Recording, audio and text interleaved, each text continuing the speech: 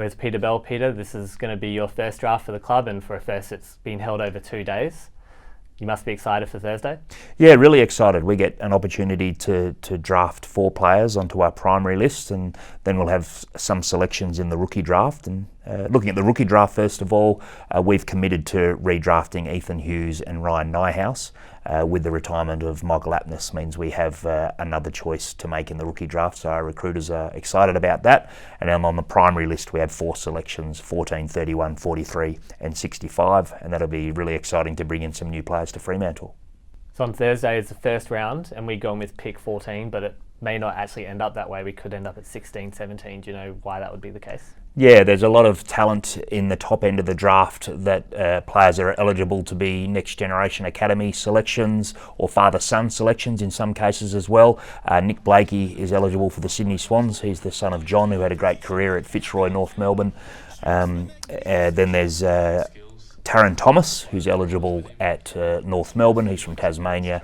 And also there is Isaac Quainer, who's eligible for Collingwood. Now there's a bit of talk that they'll be taken before our pick. Those clubs can match the pick, but ultimately it will mean that we shuffle back a little bit in the order. And on Friday we have 3 more selections in rounds 2, 3 and 4.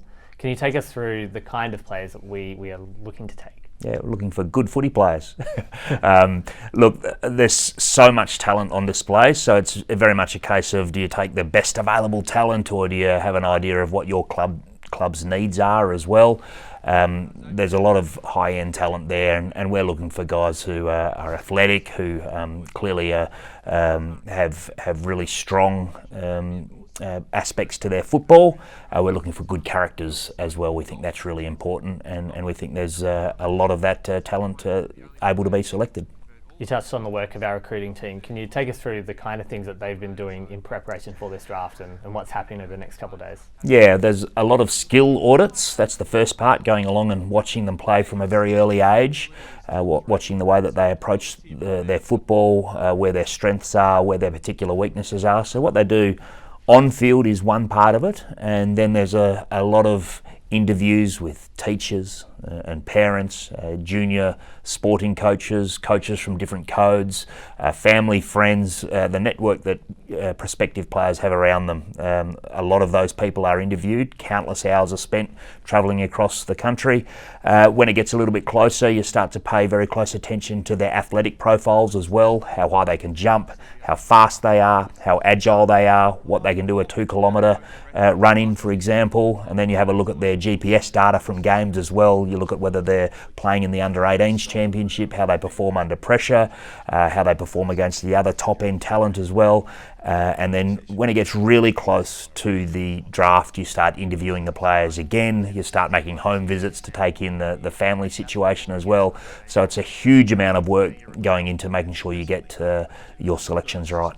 It's obviously sad to see Michael Aptness announce his retirement today, but it does have some ramifications for our draft as well. It does. It was really sad. Michael came to a conclusion that he had pushed his body as far as he could possibly push it. He clearly has had a lot of injuries to deal with over his years at the football club. He's been a wonderful servant for Fremantle. He didn't get a lot of luck. He decided that he wanted to retire, and although that was very sad, and of course we wish him all the very best, it does mean that we have a live choice in the rookie draft as well. And what I mean by live is, obviously we've committed to redrafting Ethan Hughes and Ryan Nyhouse. With Michael's retirement, it means we get another selection as well.